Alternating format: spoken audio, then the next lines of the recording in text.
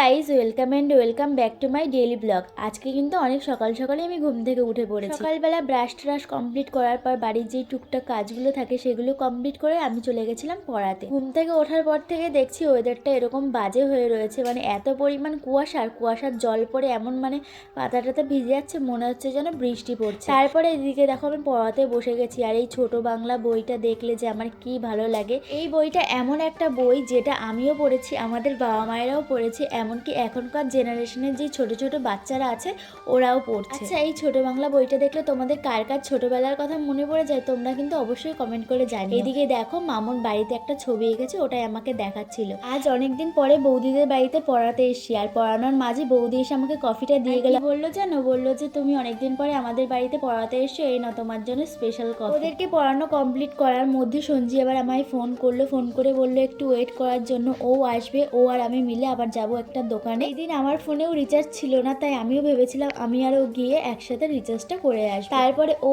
আসলো আর আমি আর ও মিলে চলে গেলাম দোকানে, আর দোকানে গিয়ে বসে আছি। সঞ্জি এখন ওর ফোন পে টাকাটা ক্যাশ করবে আর আমি করব রিচার্জ। টাকাটা যখন ও ক্যাশ করছিল ওর মুখের অবস্থাটা দেখলে তোমরা বুঝতে পারতে যে কি অবস্থা ছিল। এখন ওর মুখে যে হাসিটা দেখছো এটা কিন্তু একদম ফেক হাসি। তারপর সেই দিন ছিল সরস্বতী পুজোর আগের দিন, তাই আমাদের ক্লাব মাঠে সরস্বতী পুজোর প্যান্ডেল চলছিল। তো ওটা বেলা হয়ে গেছিল, তাও চারিদিকে একটু রোদের দেখা নেই। আমরা চলে গেছিলাম আবার দোকানে। এইদিকে দেখো ওর সাথে এতক্ষণ সময় কাটানোর জন্য ও আমায় একটা শ্যাম্পু গিফট করলো আর একটা সেন্টার ফ্রুট গিফট করলো। এবার আমাদের বাড়ি চলে যাওয়ার পালা। ও আমায় গিফট দিল আর আমি ওকে কোনো গিফট না দিলে হয়, তাই রাস্তার পাশ থেকে একটা ফুল তুলে ওর কানে গুঁজে দিলাম। হ্যাঁ গো, আমরা সবসময় এরকম ঢংই করতে থাকি। তারপর বাড়ি চলে আসছি, আর এইগুলোর মালটা আজকে জমা দেওয়ার পালা।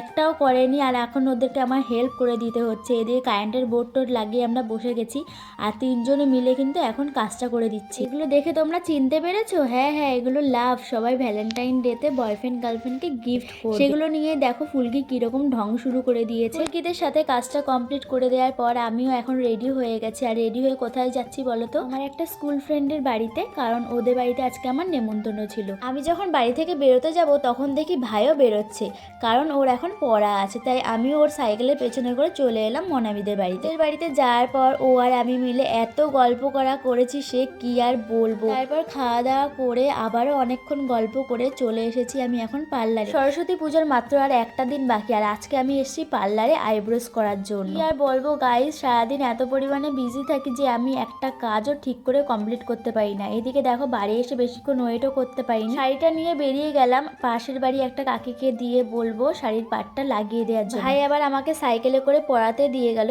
এইদিকে রুমিদের বাড়িতে এসে দেখি ও আবার ব্লাউজ ট্রায়াল দিচ্ছে, সরস্বতী পুজোর দিন পরবে। তারপর ওকে পড়ানো কমপ্লিট করার পর কাকি আবার এইদিকে আমাকে চাটা দিয়ে দিল। রুমিদের বাড়িতে পড়ানো কমপ্লিট করার পর আমি কিন্তু বাড়িতে চলে এসেছিলাম, আর বাড়িতে এসে দেখি ভাই আবার আমার জন্য ফুচকা নিয়ে এসেছে। তাই আমি আর মা মিলে ফুচকাটা কিন্তু খেয়ে নিলাম।